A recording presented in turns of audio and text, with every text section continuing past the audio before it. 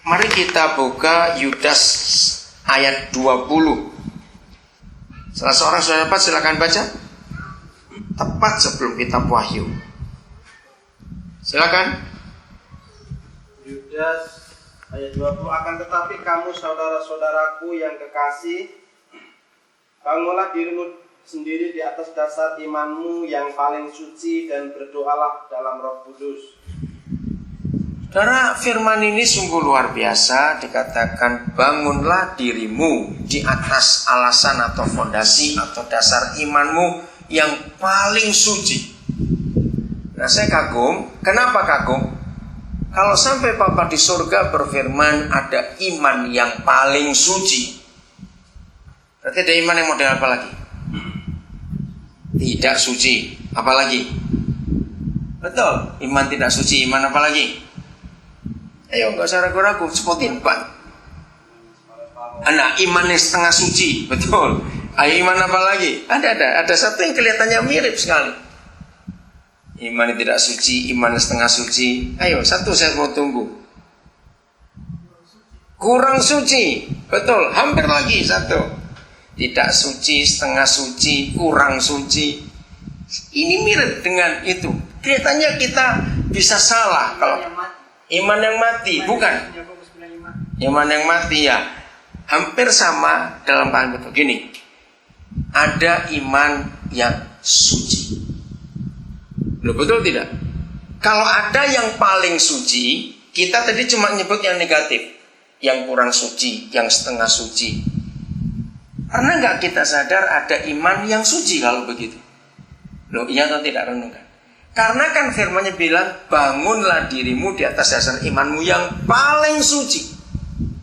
Nah, turun sedikit di bawah paling suci apa? Nah, kalau toh kita sudah sampai iman yang suci, kita merasa hebat, bukan? Tapi itu belum. Sebab Papa minta imanmu yang paling suci. Nah, yang tidak suci, yang setengah suci, yang kurang suci, biarlah kita nggak usah ngomong. Ya, tapi yang suci. Ayo, bedanya dikit atau banyak? Dikit. Antara paling suci dan suci. Saudara bisa bayangkan yang Bapak minta. Apalagi saudara semuanya sebagai karyawan di perusahaan pemotongan kayu ini, kerjaan bangunan yang paling banyak saudara kerjakan. Saudara bisa bayangkan sehebat apa material rumah yang dipakai. Tapi kalau fondasinya nggak betul, jadi apa rumah itu? Ayo, jadi apa rumah itu? Roh. Nah, saya bayangkan begini, iman yang suci dan yang paling suci itu bedanya dikit. Saya beri contoh begini. Kalau orang bangun rumah dan buat fondasi, dicarikan material yang hebat, batu kali yang terhebat, ya. Batu-batu yang kuat, diberi semen yang cukup. Ini iman yang suci saja. Jadi materialnya tidak salah, dalamnya fondasi tidak salah. Sama, sudah diukur baik. Bangunan sekian tinggi, sekian berat, fondasi sekian. Apalagi kita di Nabire, sering ada gempa, orang tiap kali bangun pasti mikir fondasi dulu. Betul nggak? Supaya nggak sampai goyang lagi nanti. Berapa kali saya melihat orang bangun rumah di Nabire, untuk fondasi aja semennya itu lebih daripada satu rumah itu sendiri. Karena mau kuat, supaya nggak goyang. Nah, iman yang suci itu begini, materialnya bagus, campurannya bagus, dalamnya fondasi sudah bagus, tapi tidak rata memasukkan bahan-bahan itu. Ngerti maksudnya? Bahannya bagus, batu-batunya bagus, ukuran semennya, adonannya bagus, semuanya tepat, bahkan lebih kuat daripada yang ukuran umum. Tapi waktu dia masukkan material itu tidak rata. Ngerti maksudnya?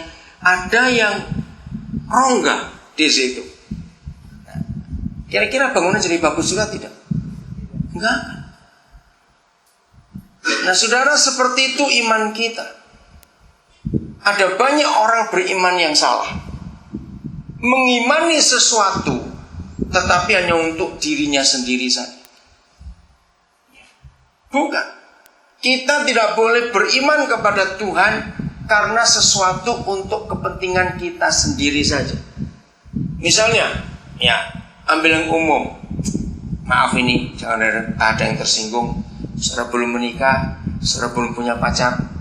Nah, kita semuanya laki kecuali Bu Mary yang perempuan sendiri di sini. Misalnya, tahu-tahu saudara lihat ada cewek cantik sekali.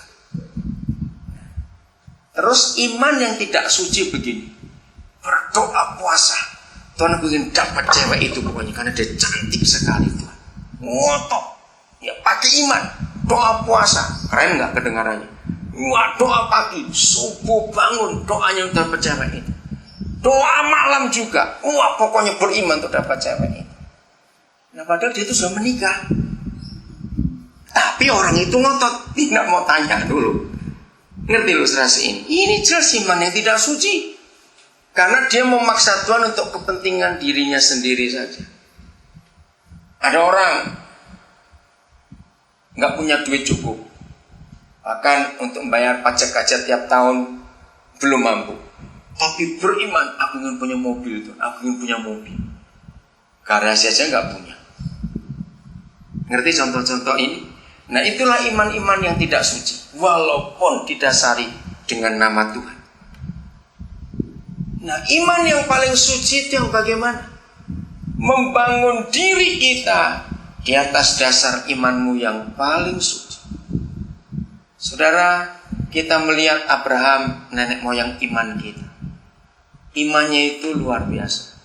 Ujian akhir yang dihadapi itu sungguh berat. Masih ingat? Tuhan minta apa dari dia? Ishak. Itu yang sungguh mengagumkan. Nah, sayang di dalam kitab Kejadian tidak dituliskan bagaimana dasar iman Abraham. Tapi Ibrani pasal 11 itu yang membuat kita tahu betul. Ada tokoh-tokoh iman yang luar biasa. Nah, untuk melihat iman kita yang paling suci, maka kita harus melihat Ibrani pasal yang ke-11. Saya akan baca mulai ayat yang ke-7. Oke.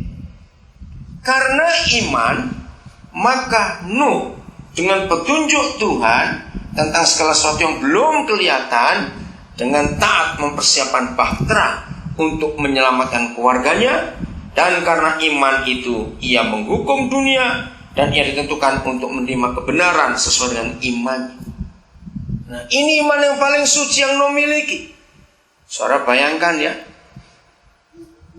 ada 3 hal yang sulit dimengerti. Nomor 1, ketika Tuhan berfirman kepada Nuh untuk buat kapal, dikatakan akan ada hujan Nuh.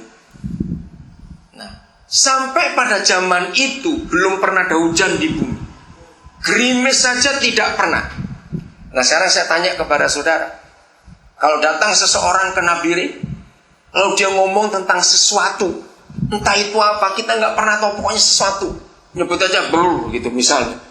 Itu barang apa? Dia ngomong panjang lebar. Kita bingung tidak? Kalau kita nggak tahu yang diomongin apa. Kalau ngomong emas, oke. Ngomong mobil, oke. Ngomong batu bara, oke, tahu. Ini datang ngomong sesuatu yang kita nggak pernah tahu karena nggak pernah ada. Dia nggak bisa gambarkan. Nah, ketika Tuhan berfirman kepada Nuh akan ada hujan, Nuh itu bingung, hujan itu apa? Karena gerimis saja belum ada. Nomor 1. Nomor 2, suruh buat kapal. Nuh lebih bingung lagi, kapal itu apa? Sebab pada zaman dia hidup, alat transportasi air belum dikenal. Jadi jangankan kapal, perahu saja tidak pernah ada. Rakit itu juga tidak pernah ada. Tiba-tiba bilang kapal. Ayo mikir, gak ada gergaji, tidak ada paku, gak ada lem. Saudara masih ingat kapalnya besar atau kecil? Ayo saudara semua orang kayu di sini buat kapal, tapi nggak tahu kapal itu apa. Kapalnya besarnya saudara bisa bayangkan, yang dibawa nggak cuma kucing, kelinci, ular, tikus, hanya dibawa gajah, gorila, jerapah. Wih saudara, yang besar-besar badak, kuda nilnya. Terus bukan cuma binatangnya dibawa, apanya? Mari kita buka Yudas ayat 20. Salah seorang sudah dapat, silakan baca.